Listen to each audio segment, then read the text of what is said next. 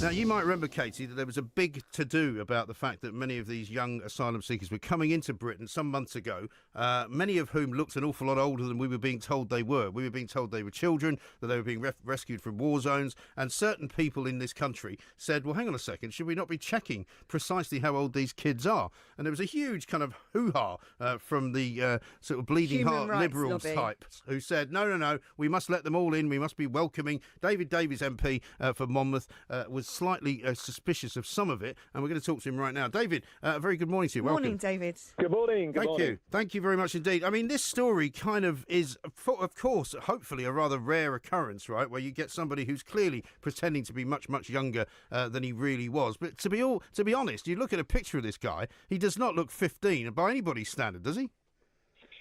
No, well, the problem is that this is going to be a fairly common problem because you've got a lot of people who have a vested interest in pretending to be younger than they are. Now, some of them may not have, if you like, some kind of evil motive. They may simply want to stay in the country and not be sent home. And they know that if they claim to be under the age of 18, they've got a much better chance. But, of course, the reality is that nobody dares to challenge them. If you're a civil servant or work for the local authority or a teacher, you dare to suggest that somebody is actually lying about their age, and you'll find that your career comes to an end pretty quickly. And actually, I think it was the head of immigration who pointed out that some of the people coming in from Cali were over the age of 18, but he waited until he retired. And I don't blame him, because I've been the victim of that kind of ridiculous hysteria for suggesting that some of the people are actually, frankly, lying about their ages. Well, that's what I was going to ask you. You raised this a few months ago. You said that we need to do more kind of checks and making sure that more scrutiny on these people. It's pretty fair enough from where I'm coming from that if you want to access our school system, if you want to access our benefits and you don't have any paperwork to show who you are and where you come from, that we may have to do some of those checks, as as impersonal as they may seem. Tell us more about the backlash you got when you suggested that. Oh, absolute howls of outrage from everyone in every single political party and most media outlets. I mean, just look online at the Piers Morgan interview, which I did shortly afterwards. I was literally being chased around. Never had this. I'm a backbench MP, being chased around by angry journalists. But the reality is anyone who wants to go and talk to people who work in asylum seeker centres, as I have, privately, quietly, they'll all tell you this is happening. I actually had one guy who works in an asylum seeker centre, I'm not going to say where, and he said, well, we've got people with grey hair who will say that they're 16. Yeah. And they'll do it with a twinkle in their eyes because they know that it's going to take months and months to try and check it out and to challenge it. And the longer people can stay here, the better their chances are of being allowed to stay permanently. So it's in everyone's... All of these people have a vested interest. I don't say they're evil. I'm not suggesting, it looks like there were text messages sent to this school, but I'm not suggesting that all of them have some kind of, dare I say, sexual motive. No, far from it. But if your 15-year-old daughter, David, is sitting in a classroom with some bloke who's between the ages of 25 and 30 pretending to be a schoolboy, I don't think you'd be all that happy about it, would you? No, I wouldn't be happy at all. I'd be quite outraged by it. But nobody dares to challenge it. I'm not saying that all of the people who are 30 are doing this because of that kind of... Oh, no, I'm not suggesting that. No, I'm not. But I would be outraged. And the trouble is, nobody can challenge it. I mean, you watch now. As soon as we finish this interview, there'll be people on Twitter screaming outrage. How dare you suggest that anyone's lying?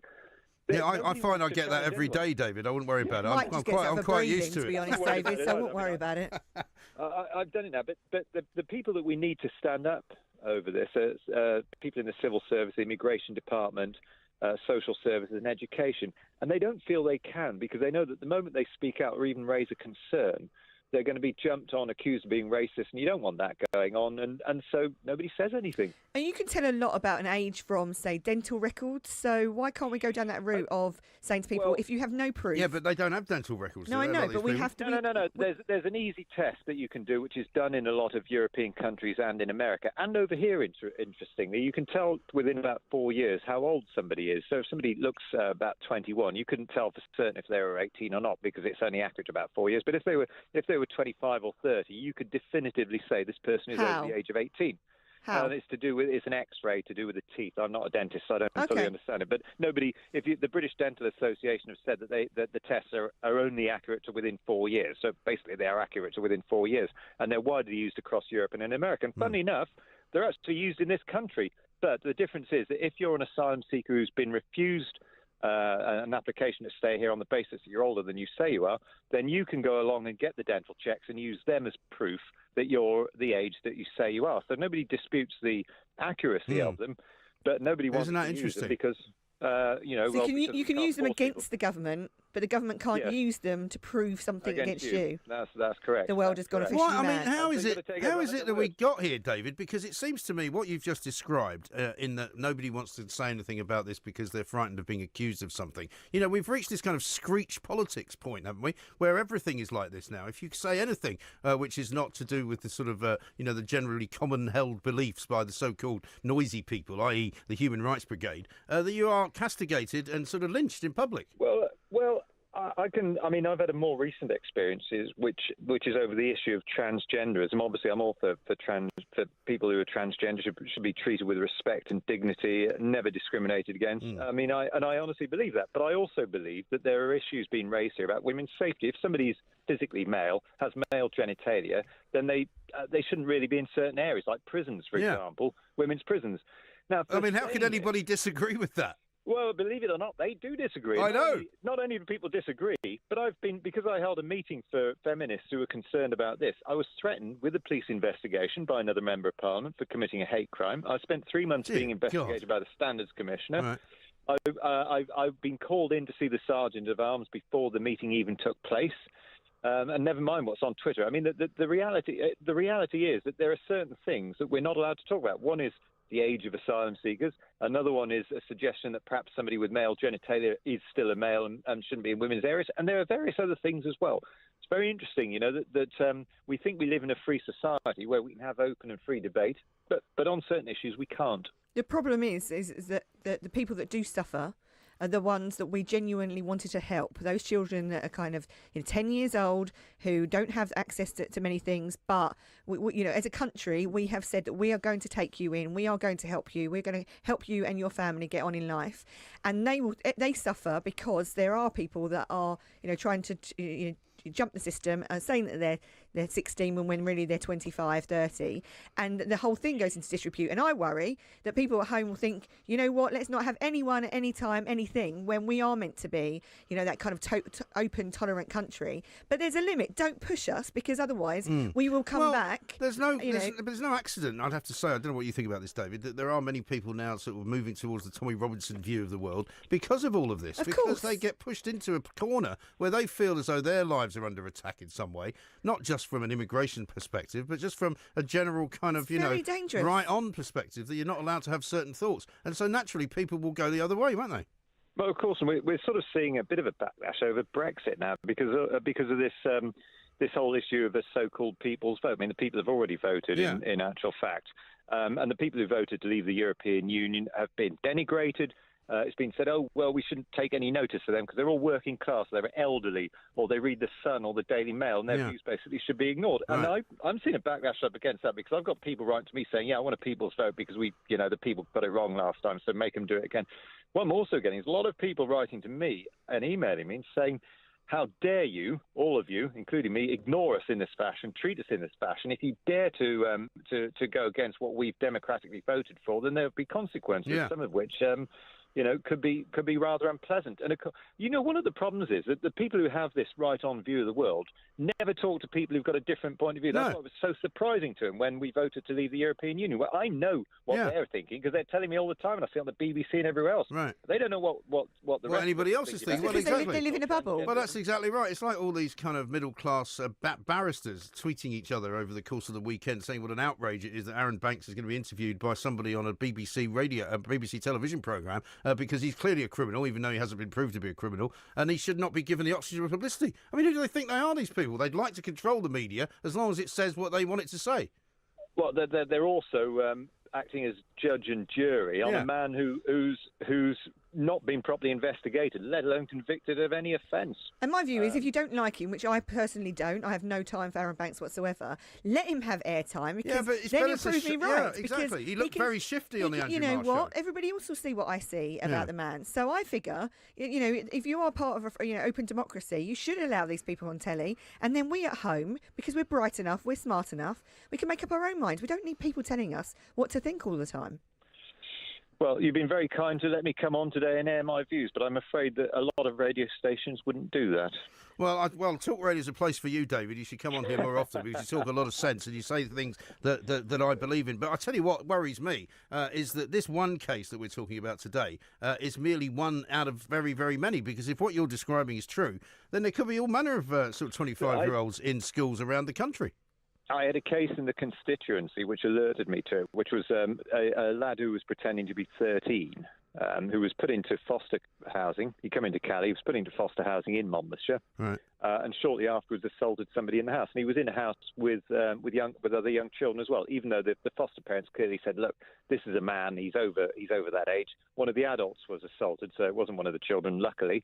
But you know, you can see what would have happened. And that when the police investigated, they found evidence of jihadi websites and things on his phone. And he was clearly overage. But because he'd made that claim, and this is a problem, it's not just schools.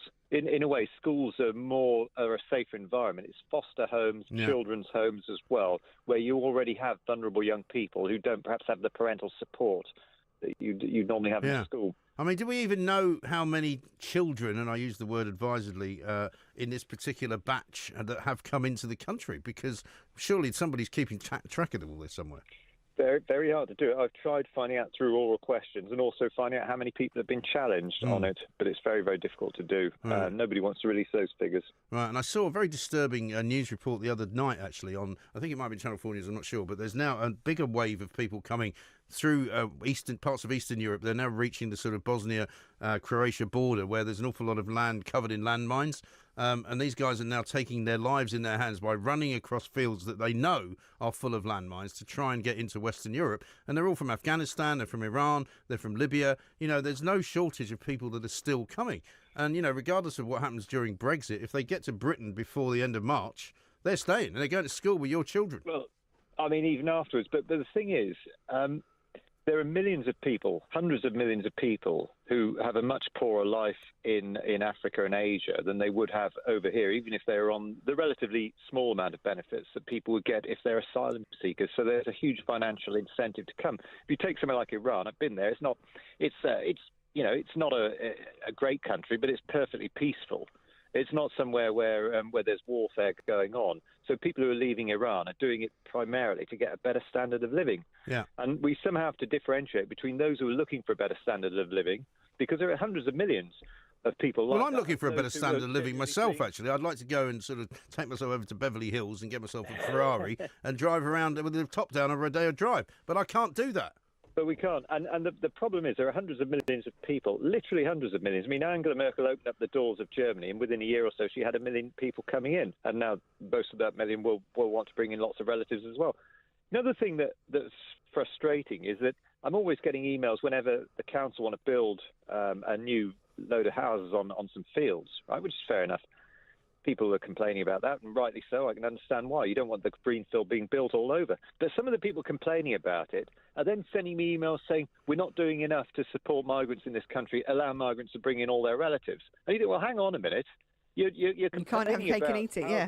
Being built over the greenfield, and yet you, the same person. I mean, one of them is a Liberal Democrat candidate.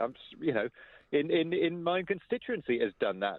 Complaining on the one hand about houses being built and say, oh, of course we need houses. We just need them somewhere else, not quite in my little rural village, please. And by the way, please do open up the barriers and allow as many people to come in as they want, because it's not fair that we stop people coming in. Just don't build an extra single house in the village that I live in. Sheer hypocrisy. Absolutely right. And while we've got you on, Dave, before we let you go, because I know you're in a hurry, one final question. It's on the dreaded B word. Do we have a Brexit deal? What are you hearing in Westminster?